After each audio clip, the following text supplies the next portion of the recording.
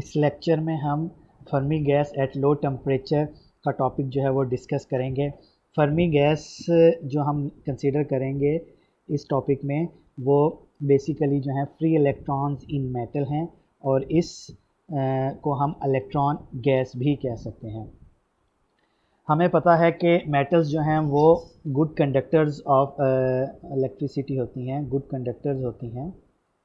अब इनकी जो हाई कंडक्टिविटी होती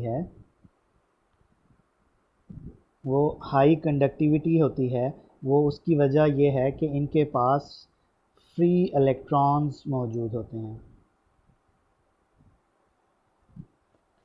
अब ये फ्री इलेक्ट्रॉन्स जो हैं ये कंडक्टर के अंदर फ्रीली मूव कर सकते हैं और ये कंटिन्यूसली कोलाइड भी करते रहते हैं विद द एटम्स। और हम इन फ्री इलेक्ट्रॉन्स को, जो कि बेसिकली कोर लेवल के इलेक्ट्रॉन्स नहीं होते हैं बल्कि ये आप कह सकते हैं कि जो आउटर लेवल्स होते हैं इलेक्ट्रॉन्स के, ये उनके इलेक्ट्रॉन्स होते हैं। तो ये चूँकि फ्रीली मूव कर सकते हैं तो इसको हम इलेक्ट्रॉन गैस के तौर पर भी ले सकते हैं। और ये सारे इलेक्ट्रॉन्स जो हैं पाउली एक्सक्लूजन प्रिंसिपल को ओबे करते हैं, तो इस वजह से हम इनको फर्मी पार्टिकल्स भी कह सकते हैं, क्योंकि ये पाउलीज एक्सक्लूजन प्रिंसिपल को ओबे करते हैं।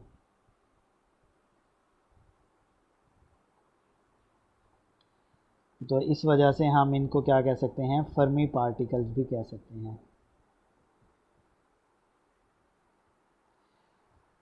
अब फर्मी पार्टिकल्स जो होते हैं उनका जो स्पिन एंगुलर मोमेंटम जो होता है वो half integral multiple of h बार होता है, या आप इसकी जगह कह सकते हैं h/2 भी हो सकता है। r इसमें आप लिख दें कि h बार हो जाएगा या h/2, क्योंकि h बार जो होता है वो h/2 के इक्वल होता है। अब ये जो फर्मी पार्टिकल्स होते हैं ये फर्मी डायरेक्ट स्टैटिस्टिक्स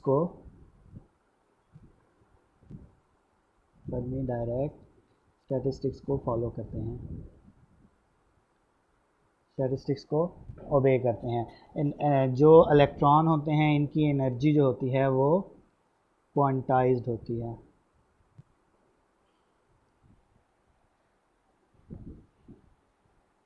तो अब हम इलेक्ट्रॉन्स को स्टडी करेंगे इन सारी अजम्पशन की बेस के ऊपर, जिसमें हमने इलेक्ट्रॉन को, जो फ्री इलेक्ट्रॉन्स हैं जिनको हम इलेक्ट्रॉन गैस भी कह सकते हैं, वो एज ए फर्मी गैस लेकर हम इसको स्टडी करेंगे।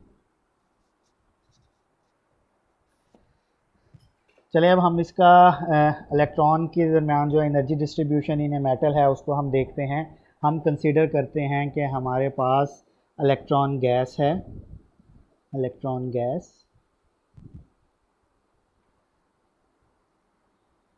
इन एक कंडक्टर में है, और ये मेटालिक कंडक्टर आप इसे कह सकते हैं, metallic conductor.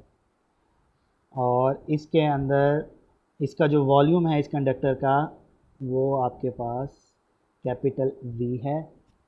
And total energy जो है, टोटल एनर्जी ऑफ इलेक्ट्रॉन्स जो होगी वो आपके पास कैपिटल E होगी।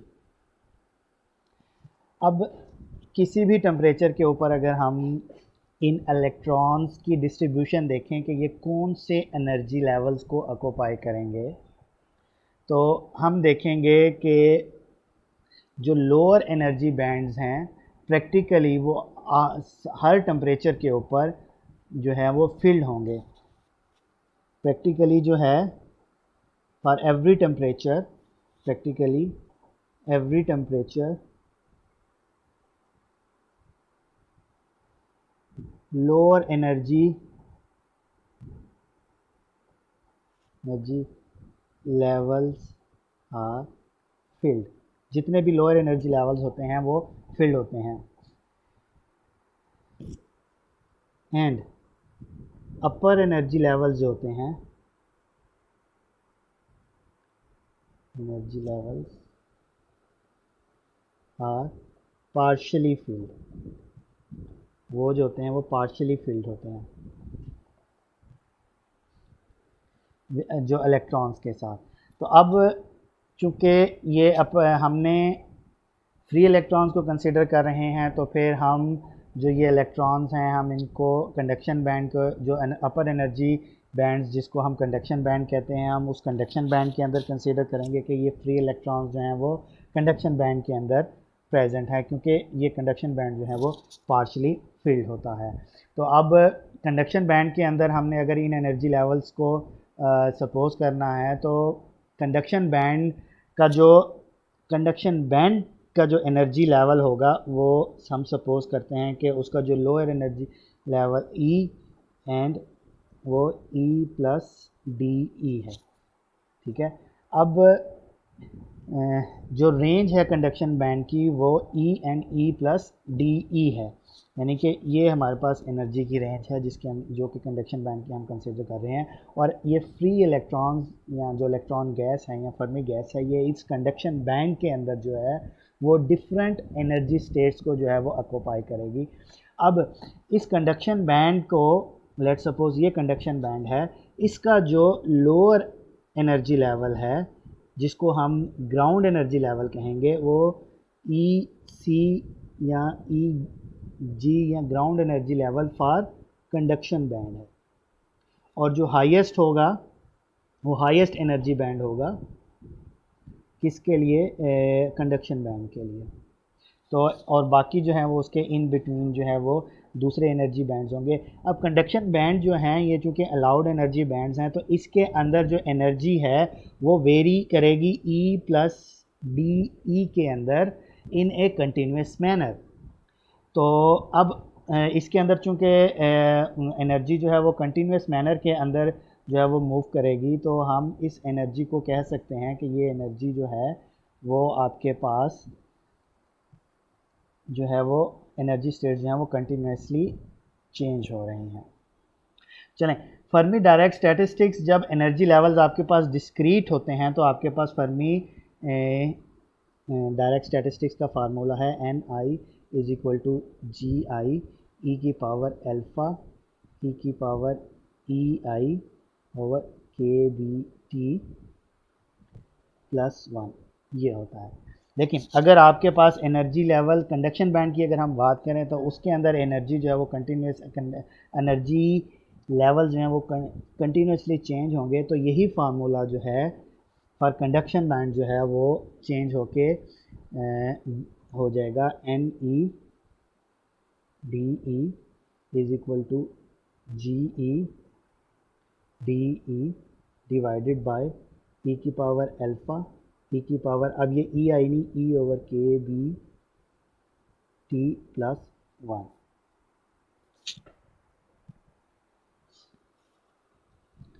चलें, अब हम नेक्स्ट देखते हैं कि हमारे पास जो है वो अगर हम इसको देखते हैं नेक्स्ट हमारे पास जो होगा,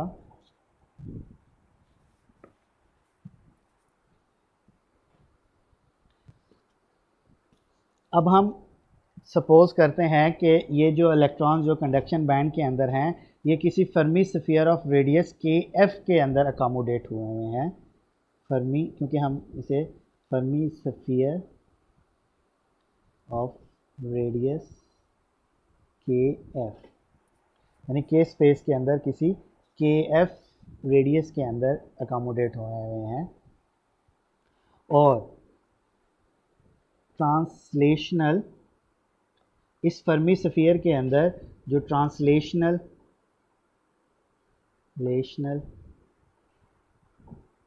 स्टेट्स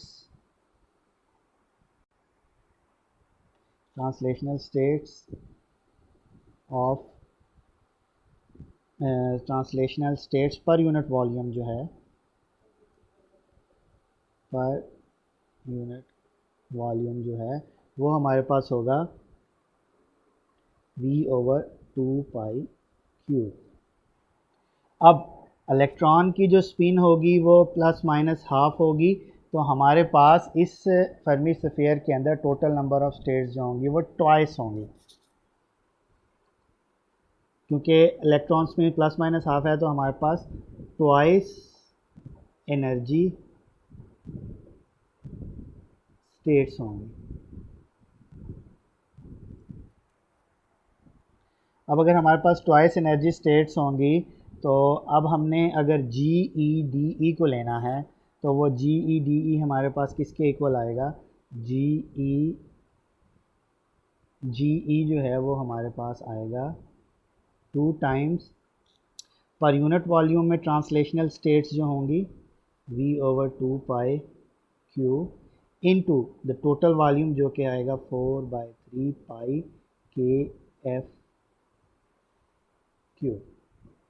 ठीक है, तो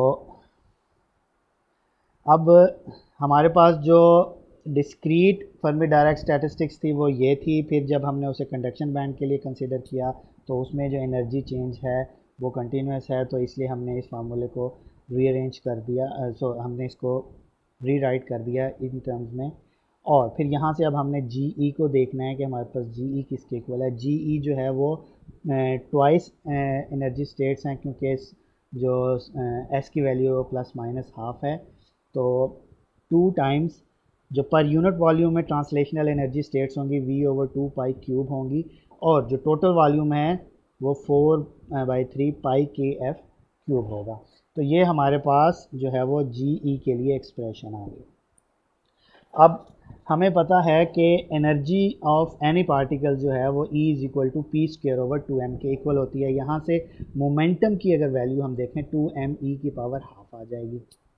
इसी तरह जो मोमेंटम p है वो h बार के f के इक्वल होता है। h बार को मैं h/2 पाई लिख सकता हूँ, तो मोमेंटम हो जाएगा p=h/2 पाई के f। और अब यहाँ से अगर मैं के एफ़ की वैल्यू निकालूँ तो वो मेरे पास आएगी 2 पाई p/h। अब ये के एफ़ की वैल्यू जो है मैं इसके अंदर पुट करूँगा तो ये 2 पाई p/h क्यूब आ जाएगा। अब यहाँ पर इस p की अंदर वैल्यू मैं ये वाली पुट कर दूंगा एनर्जी की टर्म्स में, तो वो 2me² आ जाएगी, और इन सब की पावर जो है वो 3 आ जाएगी। अब मेरे पास ये जी ई की वैल्यू आ चुकी है। अगर मैं इसको थोड़ा सा सिंप्लीफाई और रीअरेंज करूँ तो मेरे पास जो जी ई की वैल्यू आएगी वो 8 पाई V/3 इंटू 2m⁻³ E⁻³ अब मैंने तो जी ई और डी ई को फाइंड करना है, तो मैं इसको डिफ्रेंशिएट करूँगा विद रिस्पेक्ट टू एनर्जी।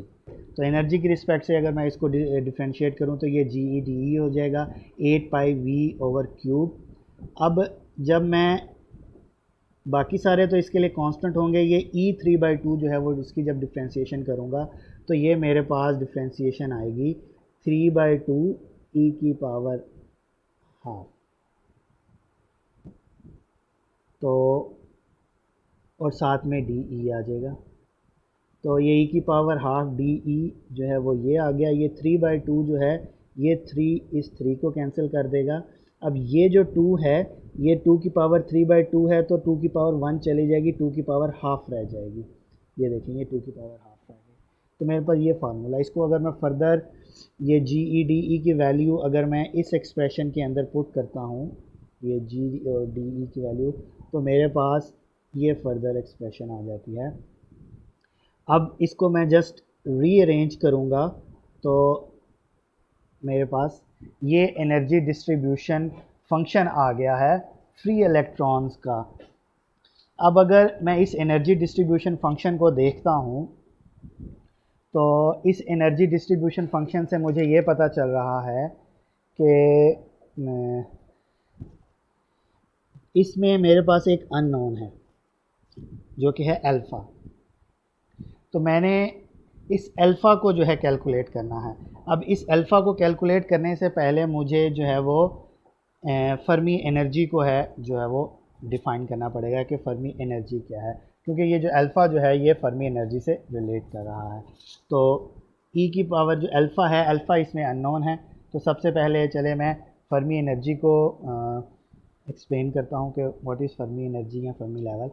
तो अब अगर हम इसको देखें तो इसमें टेम्परेचर अगर बढ़ेगा, इसी एक्सप्रेशन में देखें तो एनर्जी की वैल्यू भी बढ़ेगी, और अगर टेम्परेचर कम होगा तो एनर्जी की जो वैल्यू है, electron energy of the electron जो है वो भी डिक्रीज़ करेगी इस एक्सप्रेशन के अकॉर्डिंग। लेकिन जब ज़ीरो केल्विन आएगा तब इलेक्ट्रॉन की एनर्जी ज़ीरो केल्विन के ऊपर do not have zero energy, zero energy. Electrons जो हैं उनकी एनर्जी ज़ीरो नहीं होती।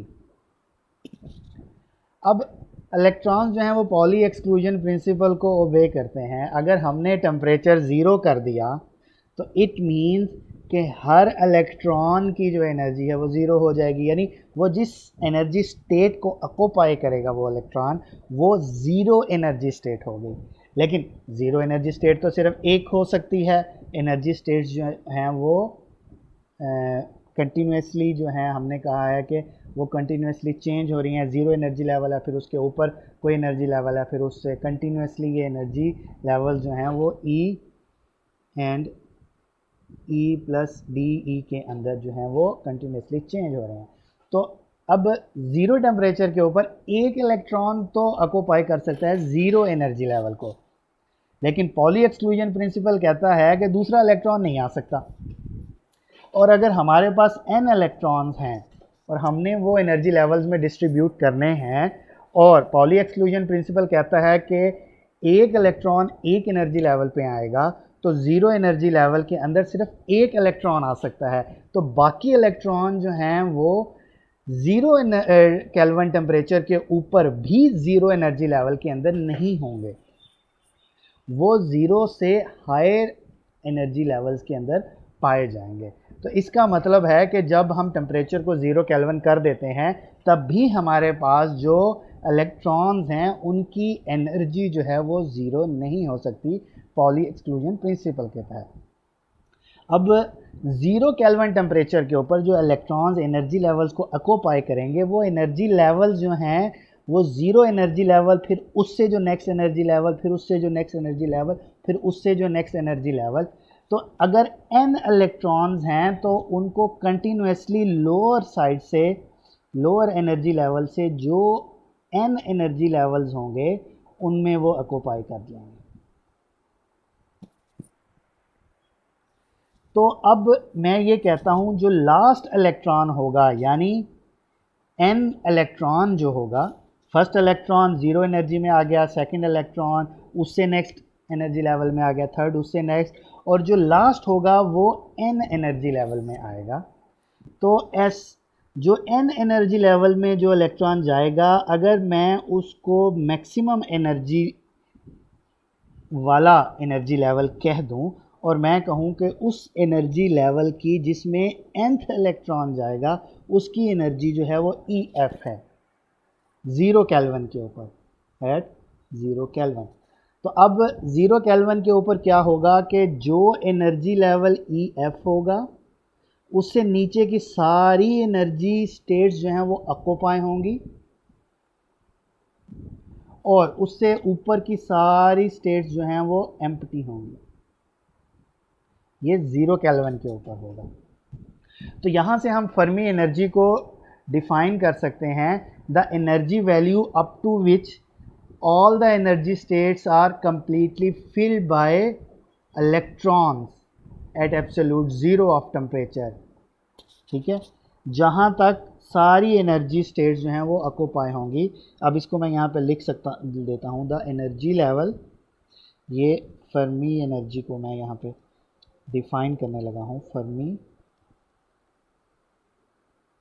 Energy, the energy level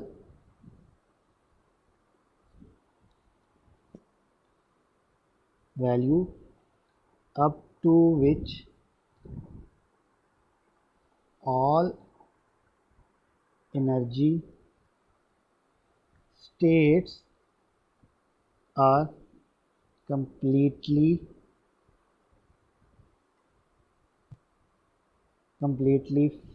filled by electrons at absolute zero kelvin को हम एब्सोल्यूट ज़ीरो भी कह सकते हैं, absolute zero of temperature, and above which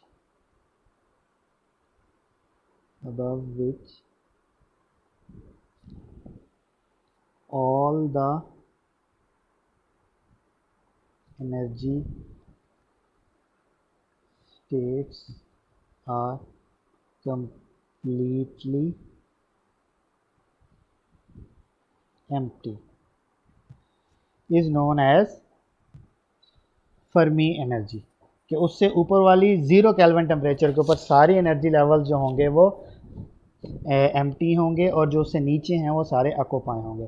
तो अब अगर मैंने ऑक्यूपेशन नंबर देखना है कि ऑक्यूपेशन नंबर क्या होगा EF से नीचे और EF से ऊपर, तो अगर ऑक्यूपेशन इंडेक्स अगर मैंने देखना है तो मैं उसे number of electrons energy having energy E divided by the energy states NE/GE जो है वो इज इक्वल टू FE, जो कि एनर्जी डिस्ट्रीब्यूशन फंक्शन हमारे पास है। तो ये हमारे पास ऑक्यूपेशन इंडेक्स होगा।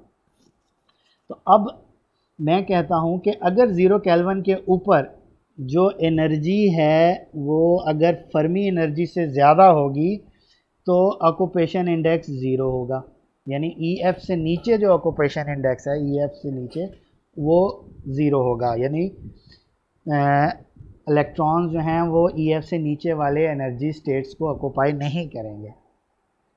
लेकिन अगर वो E जो है वो बराबर होगा EF के या EF से लेस होगा, तब जो है इलेक्ट्रॉन्स EF से नीचे वाले सारे एनर्जी लेवल्स को जो है वो ऑक्यूपाई कर लेंगे। तो हमारे पास जो है ऑक्यूपेशन नंबर 1 आ जाएगा।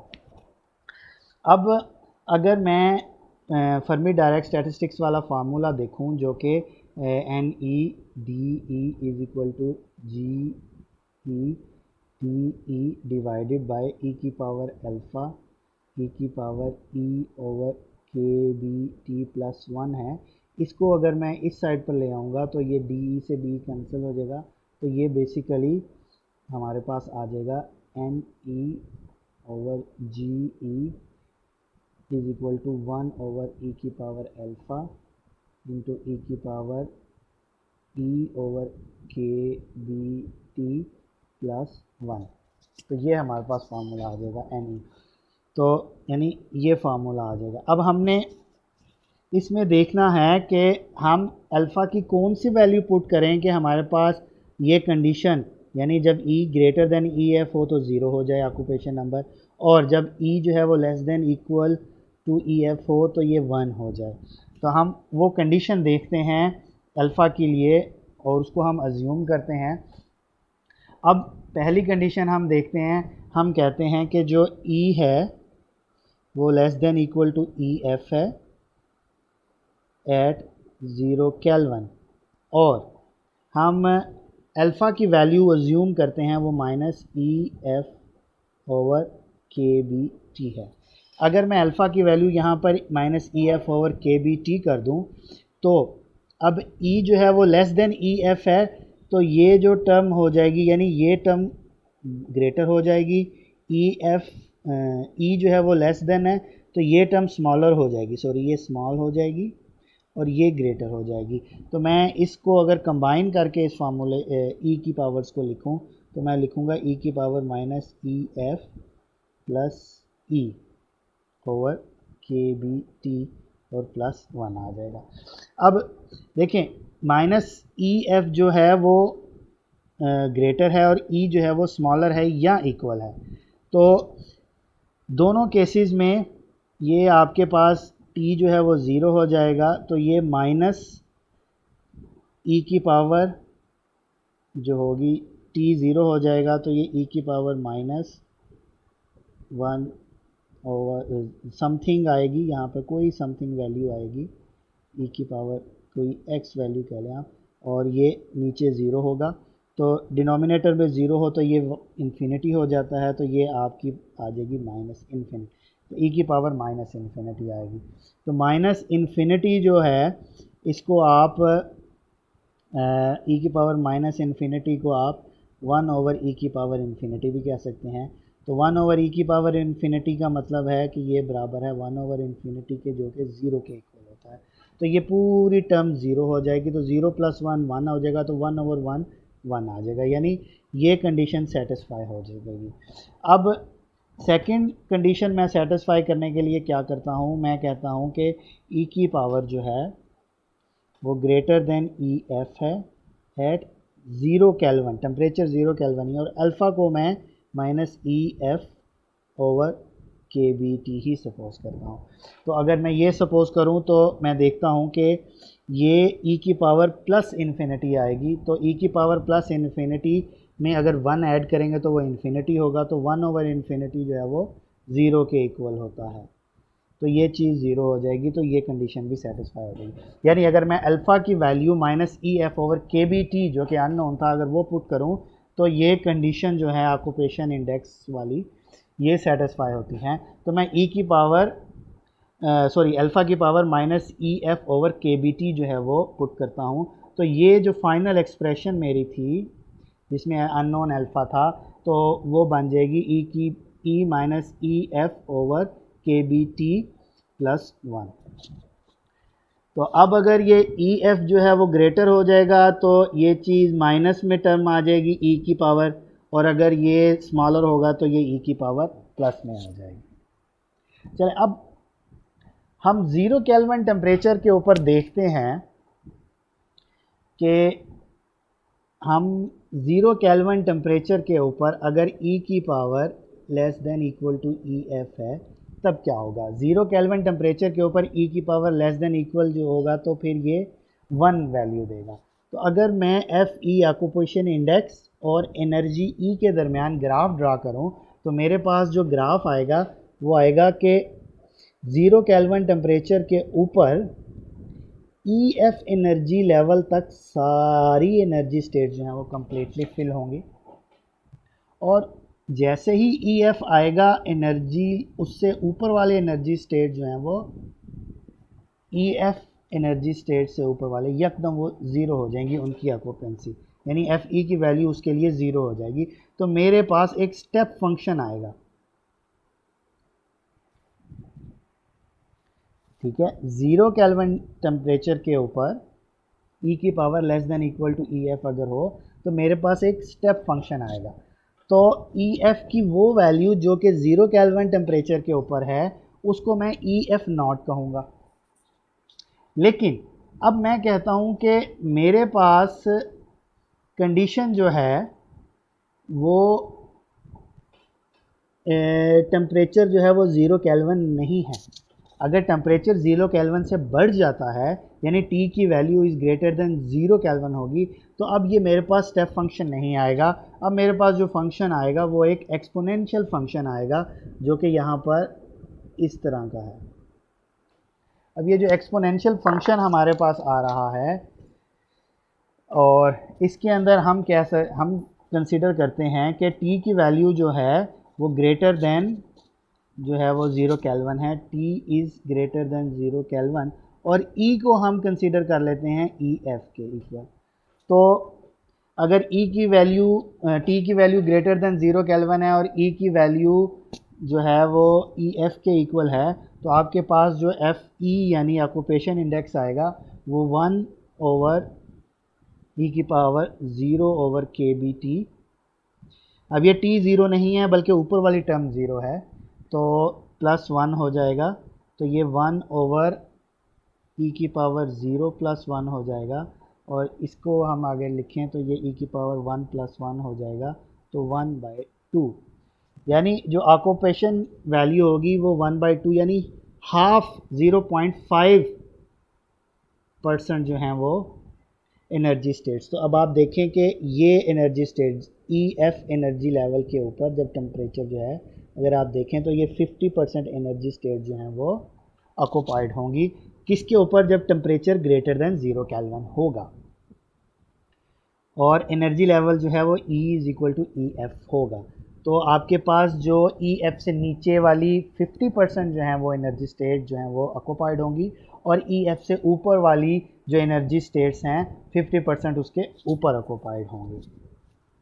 तो अब टेम्परेचर बढ़ने से ये EF की वैल्यू भी बढ़ती है। 0 केल्विन के ऊपर जो EF की वैल्यू होती है वो EF नॉट होती है। टेम्परेचर बढ़ने से EF की वैल्यू जो है वो इंक्रीज़ करने से EF की वैल्यू जो है वो स्लाइटली डिक्रीज़ करेगी। EF की वैल्यू इस साइड पे थोड़ी सी डिक्रीज़ करेगी, लेकिन वो चूँकि स्लाइटली डिक्रीज़ करती है तो हम उसको डिक्रीज़ करने को अगर इग्नोर करें, ये डिक्रीज़ करने की जो चेंज है, तो हम ये कह सकते हैं कि जो हाई टेम्परेचर हैं उसके ऊपर भी EF की वैल्यू ऑलमोस्ट EF नॉट के ही ऑलमोस्ट इक्वल होती है। तो हमारे पास हाई टेम्परेचर के ऊपर जो ऑक्यूपेंसी का जो ग्राफ होगा वो इस टाइप का आएगा, एक्सपोनेंशियल, जो कि इस फार्मूले के अकॉर्डिंग है। तो ये तो था हमारा आज का टॉपिक, जो कि Fermi gas at low temperature था, क्योंकि हमने ये सारी लो टेम्परेचर के ऊपर स्टडी किया, फिर उसको हमने हाई टेम्परेचर पर भी स्टडी किया। उम्मीद है कि ये आपको समझ आ चुकी है।